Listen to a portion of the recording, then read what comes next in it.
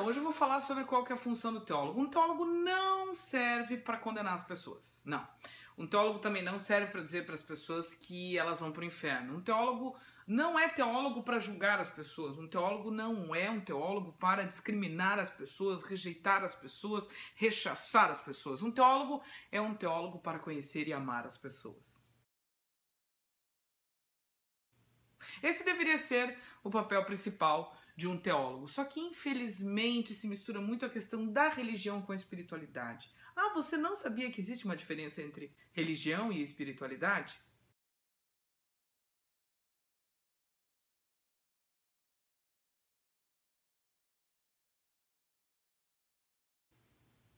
Então, deixa eu te explicar. Religião, o que que é? Religião são recortes culturais cheios de tendências, cheios de visões específicas de uma determinada cultura, de uma determinada região, que tem os seus arquétipos,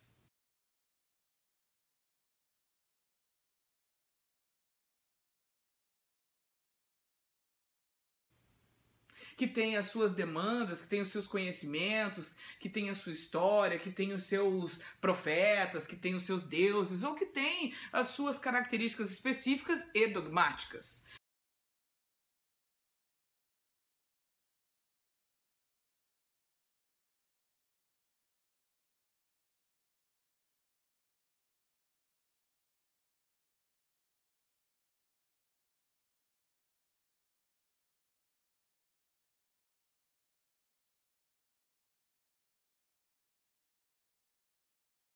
Já a espiritualidade é diferente.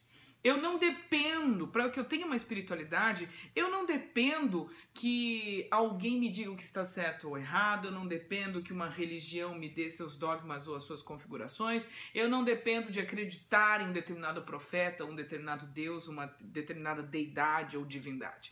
Para que eu tenha espiritualidade, eu apenas me conecto comigo, com o universo e com as pessoas em geral, de uma forma ampla e restrita, sem preconceitos e sem julgamentos. Então, partindo desse pressuposto, eu creio que o teólogo deveria ser mais espiritual do que necessariamente religioso.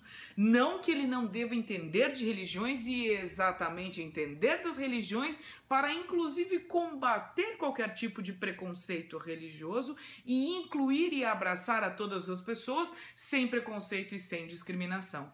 Mas, enfim, qual é a grande questão de ser um teólogo e por que é um sucesso ser teólogo, apesar da nossa sociedade não valorizar os teólogos, mas, porém, contudo, todavia, a função deles está presente em todas as instituições, em toda a sociedade, em todas as empresas e organizações. Eu vou explicar para você. Bom, o problema da educação é que ela é compartimentada, ela é dividida, ela é fragmentada, ela é esquartejada. E aí o que acontece? As pessoas separam a química da matemática, da biologia, da sociologia, da antropologia, da teologia e de todas as IAs possíveis e pensáveis e criadas durante toda a história da humanidade. E aí o que acontece? O que acontece? As pessoas não conseguem conectar os pontos. Sabe conectar os pontos? Lembra do almanaque da Mônica? Aquele que a gente brinca, que a gente brincava quando a gente era criança, então, a gente tem que conectar os pontos para poder ter a figura completa. A gente precisa de todas as peças do quebra-cabeça para ter a figura completa. E o que é que acontece quando a educação é fragmentada e as pessoas não atuam dentro de uma interdisciplinaridade? As pessoas ficam perdidas e não entendem a figura completa. Bom, o teólogo deve ser esta pessoa que consegue ligar os pontos e ajudar os outros a ligar os pontos para que se possa ter a figura completa. Bom, como é que se tem a figura completa? Juntando todas as disciplinas. E quem fala muito sobre isso, sobre interdisciplinaridade e transdisciplinaridade, e sobre o pensamento complexo, que é exatamente isso, é ligar todos os pontos para que se possa ter uma visão sistêmica, uma visão do todo. Quem fala muito sobre isso é o Edgar Morin. O Edgar Morin fala sobre isso porque ele fala sobre a nova educação para a era planetária. Não é mais uma era onde as pessoas vivem isoladas, uma era onde as pessoas se desconhecem, mas é uma era interconectada, tem internet, tem conexão, tem conhecimento, tem amplitude e todo mundo tem acesso à informação. Então, qual seria o papel do teólogo nessa era interconectada e planetária? Vocês vão ouvir meus gatos aí miando e andando pela casa, tá? Não achem estranhos, nós temos 4 gatos.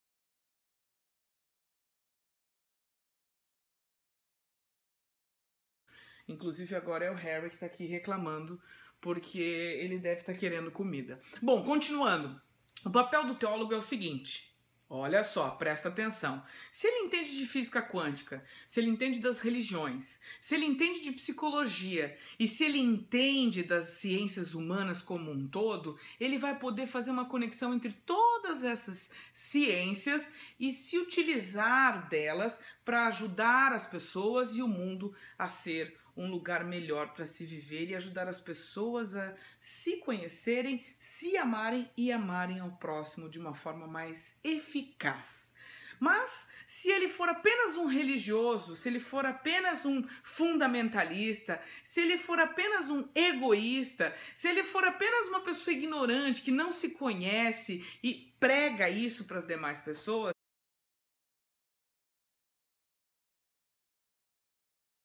ele só vai causar mais pânico, mais divisão, mais separação e mais problemas nos relacionamentos humanos. Então o teólogo deveria ser, em tese, esta pessoa que consegue explicar as coisas espirituais inexplicáveis, até de vez em quando de uma forma científica, quando ele estuda física quântica, as dimensões, a grandiosidade do universo, e quem fala muito sobre isso é a Cabala, não é verdade? E isso é aplicável na nossa vida, no nosso dia a dia, nas relações, no trabalho, a questão da energia, a questão dos átomos, né? Como, por exemplo, o argônio, que é um átomo que nunca acaba, que é eterno e que está em todos os lugares. Por exemplo, a Madre Teresa de Calcutá pode ter respirado o mesmo ar que eu estou respirando agora, as mesmas partículas de argônio. Olha só que coisa interessante, porque o argônio não acaba nunca, não morre nunca, não é verdade? Einstein dizia que a energia nunca acaba, ela se transmuta.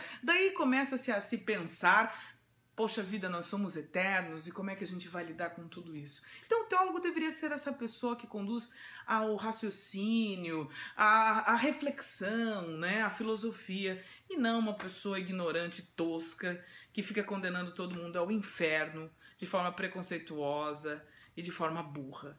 Né? Então fica aí o meu recado a você que gosta de espiritualidade, que é budista, que pratica yoga, que curte aí outras religiões afrodescendentes, a Umbanda, o Candomblé, ou o Espiritismo de Allan Kardec, né? Para você que é católico, evangélico, não importa. O importante é o amor. Se gostou, curta o nosso canal, inscreva-se aqui, indique para os seus amigos e até a próxima.